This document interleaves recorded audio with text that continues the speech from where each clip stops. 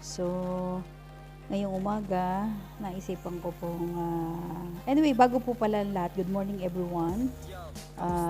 Blessed morning everybody, and ingat-ingat po tayo sa ating mga ginagawa at kung saan man po tayo naroon. Anyway, yan guys, tuloy ko lang po. Yan, nag-decide po kung nakita ko po siya kagabi actually. So, while driving, nag-stop ako. So, nakita ko is fresh naman siya, bagong pitas ba kumbaga. So, bumili ako. So, ano lang naman yan is 3 dirham or 2 dirham I think. So, isang kainan po, kasi parang gusto ko po namin miss ko rin po yung mga gulay-gulay. So, ayan, hinigwasin ko po ng may asin. Hindi ko na po inisa-isa para yung, alam nyo, yung kanyang mga bulo-bulo sa, sa katawan. So, ilang beses ko po siyang hinugasan ng may asin. So, another uli. Yan. Nakikita nyo naman na talagang as in. Alright. And, maya-maya po, i-drain na po natin yan. Kumuha lang siguro ng timing si host. Ayan. So, iniayos pa niya yung kanyang yung kanyang stand. Well, i-drain niya. Ayan. Another uli, hindi pa nakontento sa hugas na kanina. So, ayan. Nilamutak-lamutak pa. Hindi naman.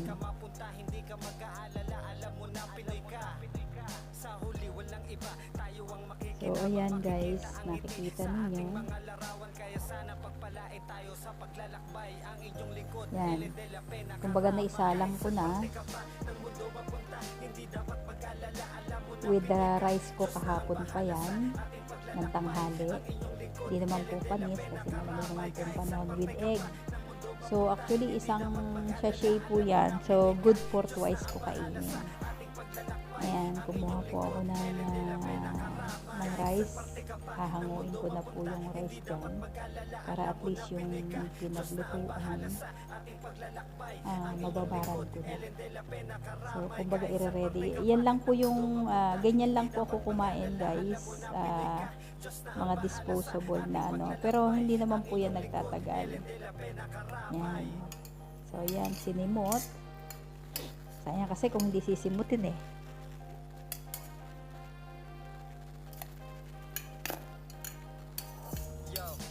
Ayan, sinalin mo niya.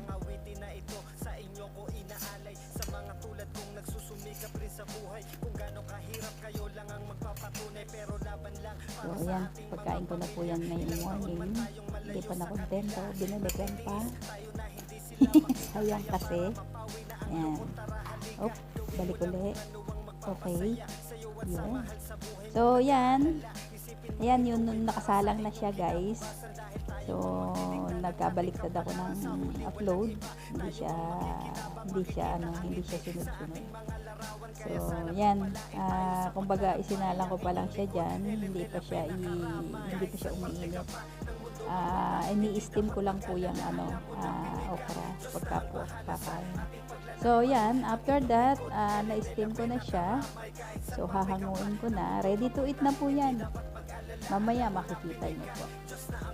Ayan, hinango na. Palaging positibo lang sa buhay. Iwas ka na sa mga bagay na nakakaumay. Bigyan ng halaga lahat ng iyong nakakaramay. Sa huli, sila rin ang iyong magiging kaagapay. Kaya kalma ka lang habang nakikinig ka at nanonood ka sa mga munti naming palabas. Ano ba bili ko dyan? 2 dirham lang yan. Alright, so ayan, balik tayo at nakaprepare na po ang lahat. So, ayan, ang kakainin ko with brown rice, egg, and alamang yan na inulit ko yung luto with sili. So, yun, yung alamang ko, nilagyan ko po yan ng suka, maraming suka, then asukal, para hindi naman sobrang alat. So, with brown rice and egg, yan lang po yung kakainin ko. Solve na po ko niyan the whole day. So, bukas na po uli ako niyang kakain. Ganun lang po ako kumain sa ngayon. So, ayan. Nag-umpisa na pong kumain si host. Sabi nga ng kapatid, hindi daw na mahalatang payat. Pero actually guys, nag-lose na ako ng 10 kilos from last year. So ngayon, nasa ano na lang po ako, 80, dati ako 80 kilos, then naging 70. So ngayon, nag-gain ako ng, nag-gain ako ng 2 kilos again. So ngayon hindi ko na po alam kung ilan pa po ang aking kasi hindi pa po ako uli nag-kilo. Ayan guys, habang kumakain si host.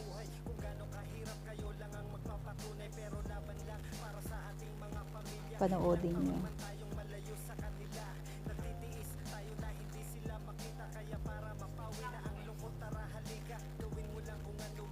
Magbabalat ng itlog. Mainit eh. Pinainit ko kasi yung guys, yung brown rice.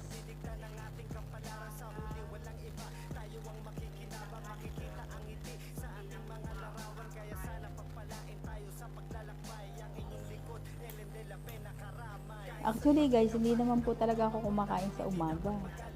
So ang kain ko lang po talaga is afternoon. And sa gabi, hindi na po rin ako kumakain. So kinabukasan na po talaga.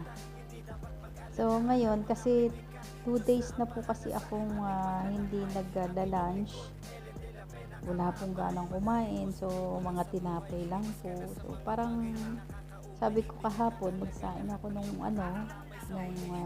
yun nga, yung brown rice. So ang ginawa ko, yung isang sachet, niluto ko, then twice ko siyang kakainin. So kinain ko siya kahapon afternoon, and ngayong umaga, kasi nga po medyo parang nakakaramdam ako ng gustong kumain ba. So kumain na ako para at least naka-ready na ako every time na tatawag ang amo sa pagdadrive ba, kasi kailangan talaga is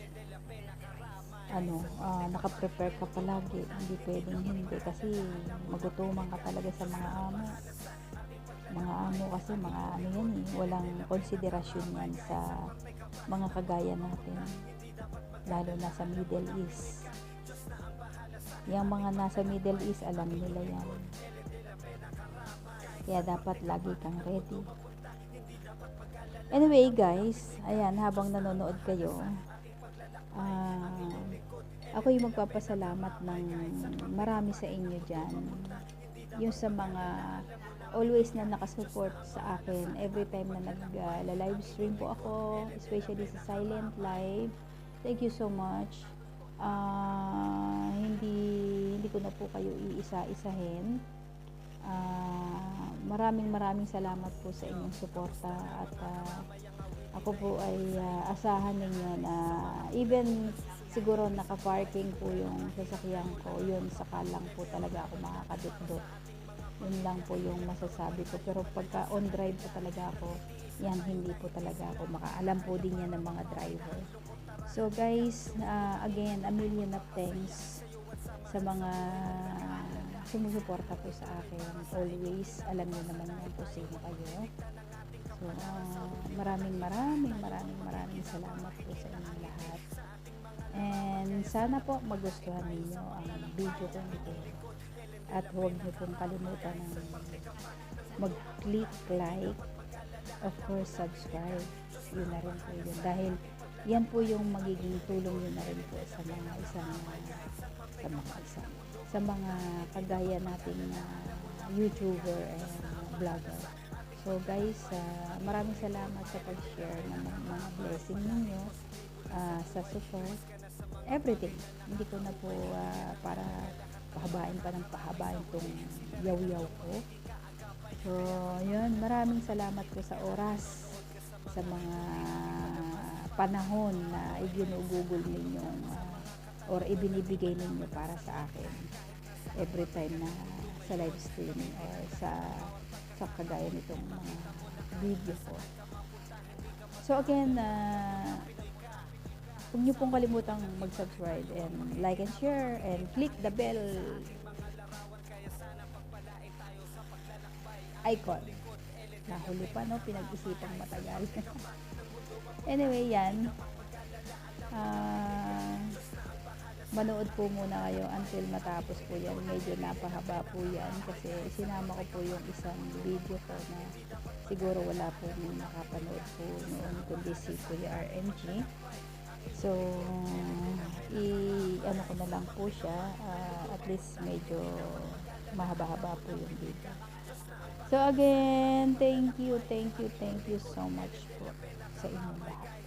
And watch my video now.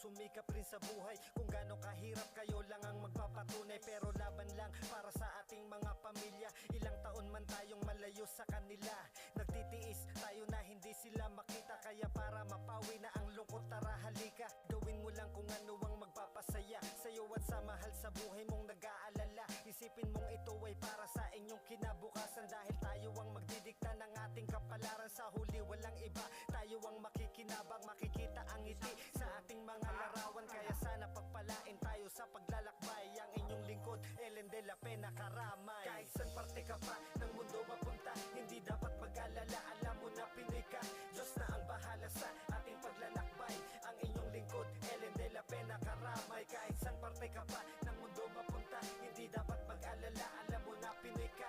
Diyos na ang bahala sa ating paglalakbay. Ang inyong lingkod, Ellen de la Pena Karamay. Palaging positibo lang sa buhay, iwas ka na sa mga bagay na nakakaumay. Bigyan ng halaga lahat ng iyong nakakaramay. Sa huli, sila rin ang iyong magiging kaagapay. Kaya kalma ka lang habang nakikinig ka at nanonood ka sa mga munti naming palabas, para kahit papano ay maibsan na ang lungkot mo sa mga katanungan na di malaman ang sagot. Kahit nasa ang parte ka ng mundo ngayon, gamitin ang lahat ng bawat pagkakataon. Ipakita mo na kahit nasaan ka mapunta, hindi ka mag-aalala, alam mo na Pinoy ka.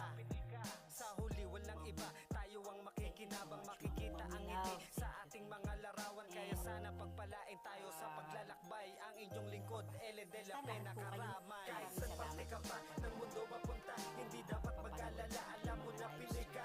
Diyos na ang bahala sa ating paglalakbay. Ang inyong lingkod, Ellen de la Pena Karamay. Kahit saan parte ka pa ng mundo mapunta, hindi dapat mag-alala, alam mo na Pinoy ka. Diyos na ang bahala sa ating paglalakbay. Ang inyong lingkod, Ellen de la Pena Karamay. Kahit saan parte ka pa ng mundo mapunta, hindi dapat mag-alala, alam mo na Pinoy ka. Diyos na ang bahala sa ating paglalakbay. Ang inyong lingkod, Ellen de la Pena Karamay. Kahit saan parte ka pa ng mundo mapunta, hindi dapat mag-alala, alam mo na Pinoy ka. Diyos na ang bahala sa ating paglalakbay. Ang inyong lingkod, Ellen de la Pena Karamay.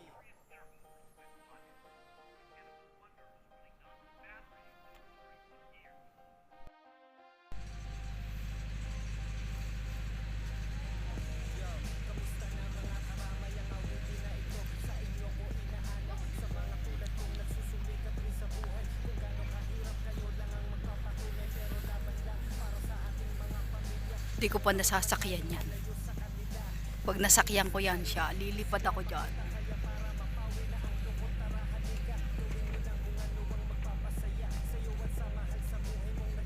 Yeah! Lulubog na ang araw. Wala na, hindi na nakita. Yan, papalubog na guys.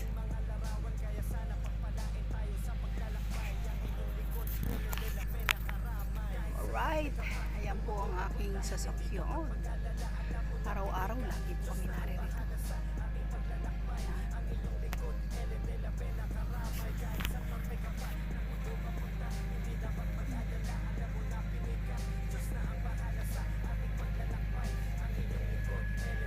Tapos, eto ang kanilang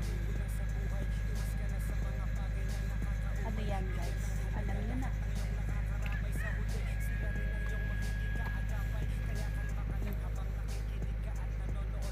Yan guys, everyday dito kami. Yan.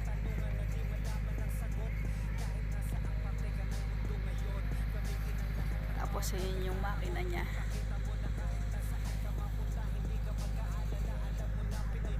Hindi pala makukuha. Alright guys, so yun lang. Papalubog na ang araw. So wala kasing gasolina kaya hindi ko papapatak. Kaya hanggang tingin na lang muna tayo. Kasi inubos ba nila? Inubos.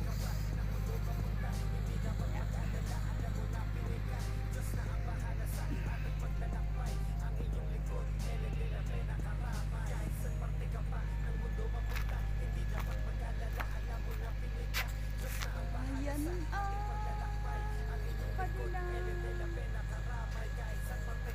kung gaano kalawak, ayan po, tingnan ninyo.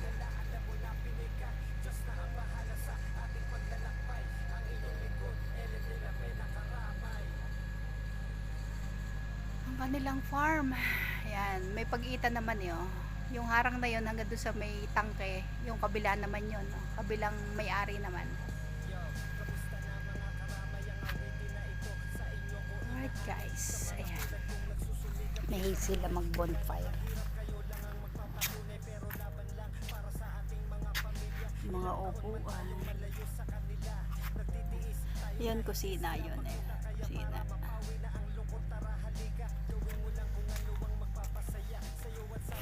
So yun, uupo na po ako dito